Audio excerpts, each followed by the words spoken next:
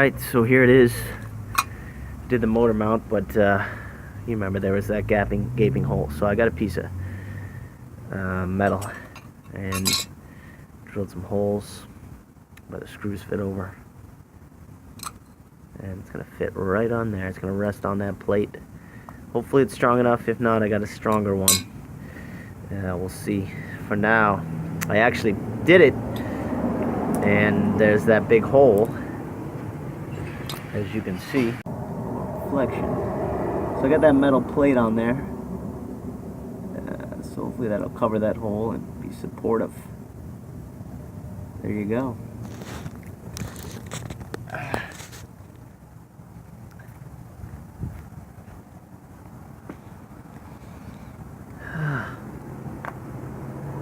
So it's gonna go there and then over that hole,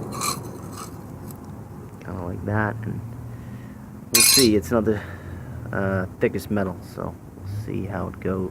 Got the metal plate on. This side's good. This is the side that wasn't trouble. As you can see, I'm just about done. I've already got the motor mount arm connected, as well as the 2 bolts on the side there. Those ones are in there. The trouble side was over here, and as you can see, I've got the motor mount on. You can see the plate I put under there, the metal plate. I had to cut it and get it exact.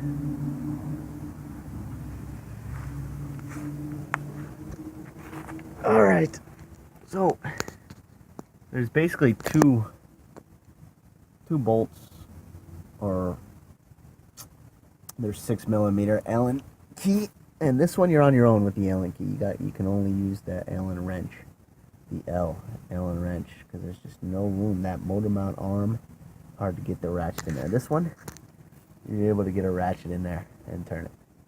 The other side, you can get a ratchet on both of them.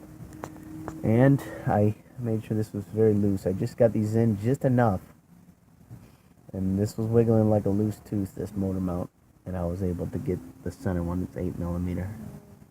Access through there, and just line it up and only tighten it by hand, because you don't want to strip it. And as you can see, I got the plate on there, so hopefully that'll hold. It'll cover that gaping hole, and we'll take a look underneath right now. Alright, so as we look underneath where we went in with the 8mm, as you can see, my beautiful plate, as you can see the big hole that created when the motor mount failed because of maybe cooking oil on it, and it just broke down, got mushy or whatever, soft, and the motor mount arm pushed all the way into the frame. You can see one bolt's there, the other bolt's there, and I had a plate, metal plate made, drilled some holes in there and cut it to the right size, and see if this works. I did it without the plate and it was shaking still, because it really needs to rest somewhere. It really needs to rest in that metal. Let's look at the other side, what it's supposed to look like.